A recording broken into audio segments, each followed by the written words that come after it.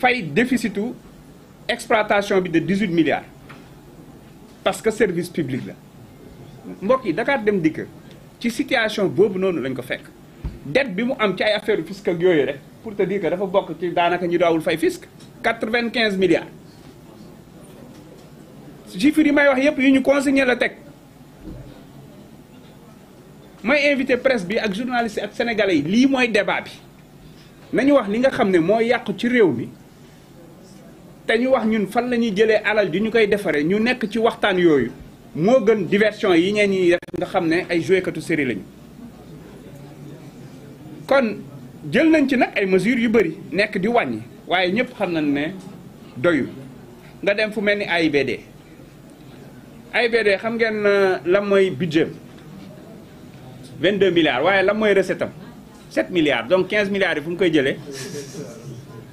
maanaam day jëndee juróom di jaayee ñett pour ngeen comprendre état moo koy compléteel 15 milliards ñun bi ñu ñëwee ci lu gàtt ciblé nañ ci ay contrat ba liggéey ko ba nekk di ko arrêté ci ay contrat yaa ma neex yoo xam ne amaluñu benn njariñ xam ngeen ñaata la ñu économiser réew mi ci AIBD képp laa wax 63 milliards 63 milliards c'est-à-dire man li may wax yépp ci sama ministère kese la yeneen ministres yi énergie mine autre suñu génnee bu ñu waxee ngeen taf seen gémmiñ c'est-à-dire fépp fuñ jaar dañ ko cannibaliser ñoo raw cannibaliser ñoo raw ay kañe ci tool kon lii mooy vrai débat bi ñoom lii la ñuy bañ ñu leeral ko parce que xam na ne bu ñu jëlee assemblée bi mais dañuy installer haute cour de la justice te xam naa ci liste bi sax am na ko ci gars yi ciblé na xanaa kii mooy jiite haute cour de la justice parce que am na fu mu jaaroon ak ñoom xool leen suñu liste yi bu baax a baax léegi haute cour de la justice parce que instant yi li tax ngay gis ñenn ñi di balballu di tëb di wax xam na ne mënaguñ leen a jàpp ndax seen mbubb bi ñu am te Macky Sall laataa muy dem daa soppi CREI yi ba mënu leen topp en ce moment ci conditions yi pour te dire que ñoom dañoo def seeni mbir ba pare xool naka la ñu koy maquiller encore une fois ba rëcc mais haute cour de la justice dina taxaw te ñoom ñëpp dinañu wuyu benn par benn kenn du rëcc ca kaw ba ca suuf parce que li ñu def nii alalu askan woowu ñoom li ñu jël bu ñu ko delloosee ñu régler problème yëpp ndax malgré situation catastrophique bi ñu fi fekk ñu ngi continuer di tenir réew mi muy dox ndax ingéniosité équipe yi ñu yore ñu leen di rendre en tout cas ñu leen di féliciter di leen encourager moo xam équipe bu finance la moo xam équipe bu économie la moo xam ministères yi ak directeurs yi liggéeyu yaxanal bi nga xam ne ñu ngi koy def parce que bala maa dee ñu naan nañu réduire train de vie de l'État mais ñun bi ñu ñëwee ba léegi on a fait que réduire le train de vie de l'État moo ñu permettre ñuy continuer AIBD da nga doon fekk budget voyage mais c'est extraordinaire ce que je suis en train de vous dire c'est-à-dire que dañ doon fo ci alalu askan wi parce que budget voyage ci lu gàtt rek ñu def lu mat 80 millions ñun même période c'est-à-dire premier semestre 80 millions ci voyage AIBD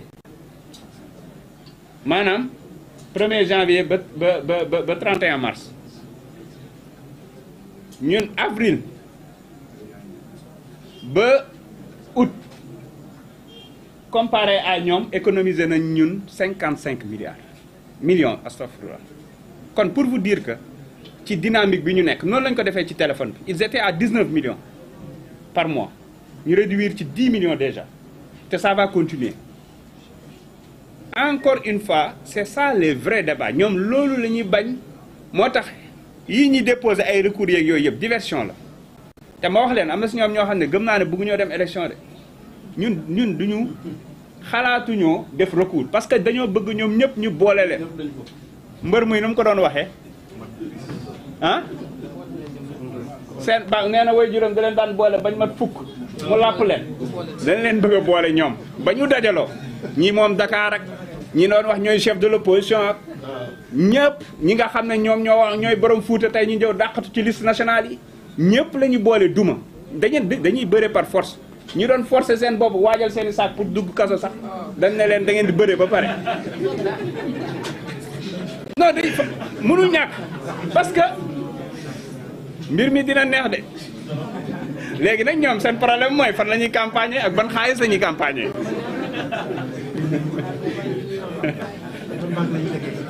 fan fan la ñu dugg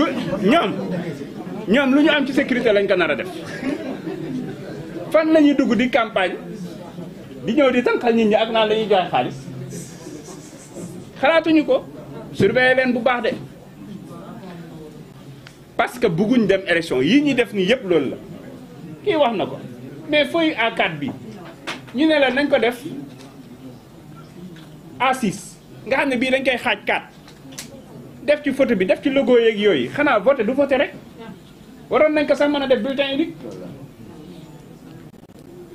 ñenn ñi ne non du ci dal suñu yoon nekk suñu am na ñoo xam ne joxe justificatif de dañ ne suñu yoon nekku ci maanaam débrouillez-vous pour trouver 7-8 milliards de plus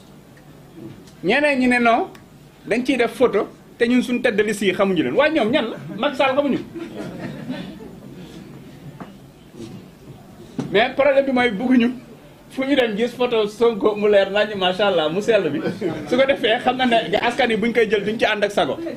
te loolu sax mënoon na doon seen atu parce que xam naa am ñoo xam ne bëgg nañ ko boo xam ne au lieu ñu jël ko dugal ko ci enveloppe bi tam ñu jël ko yóbbaale ko pour seen mais pour vous dire que juste ñoom ci caaxaan yi ñu nekk mais bëgg bëre bañ bëre nii lañ ko mën a toppee nga ñëw ci PSD bi ma doon wax fan yi weesu c'est-à-dire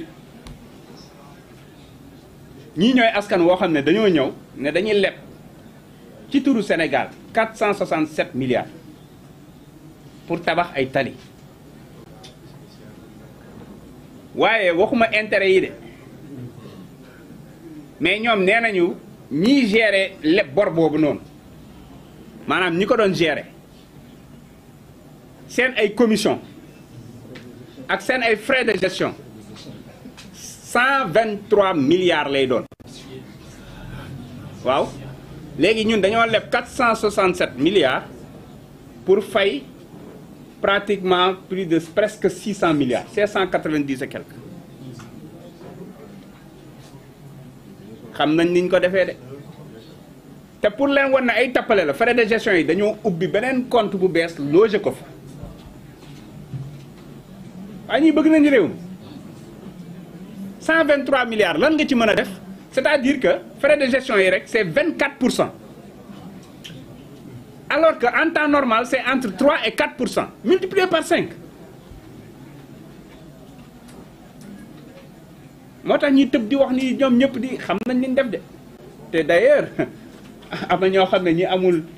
amul titre ministre commencé nañ wuy ji ak leeral de